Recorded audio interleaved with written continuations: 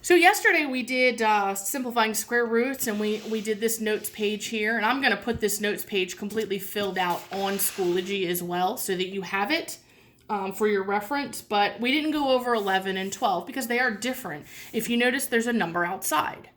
So for problem 11 and 12, you're actually going to have to do 2 steps here. So you're going to do all the stuff we did up here, but then whatever numbers you circle to put outside, you'll then multiply by the number that's already there. It doesn't change your inside number. Now, taking a look at the square root of 96, I would do my factor tree and blah, blah, blah, blah, blah. But if you look up at example 1, we already did the factor tree for 96, so I'm going to kind of skip ahead. I need 1, 2, 3, 4, 5 2s and a 3. So 5 2s and a 3. I'm going to circle my pairs just like I did yesterday.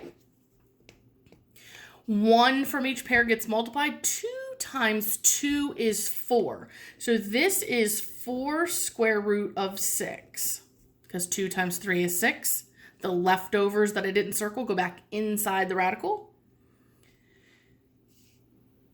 Then what you're going to do is you're going to take the number that already exists and multiply. It's always multiplying, guys. We're never adding things. Multiply the numbers that you took out. So 10 times 4 is 40, and you always bring down that radical. That part won't change. So your final answer is 40 root 6. Once again, when you go to type this in to the document for the assignment, I'm going to be looking for your list of numbers and your final answer. So your factor tree should be done on a piece of paper. That's just a lot to try to type into a Google Docs. So I'm not going to make you try to do that. All right, let's take a look at 245. Why don't you take a moment to try to see if you can get that one and pause the video and then unpause it when you think you have an answer. Okay, if you got 63 square roots of 5, you did it correctly. If you did not get that, follow along. So I did my factor tree and I got 5, 7, and 7 as my prime numbers. So 5, 7, and 7. You're going to take one number from the circled. Notice there's not multiple circled pairs. Like up here, all the examples happen to have multiple circled pairs, but that's not always going to be the case. If there's only one pair that's circled, that's the number that goes outside.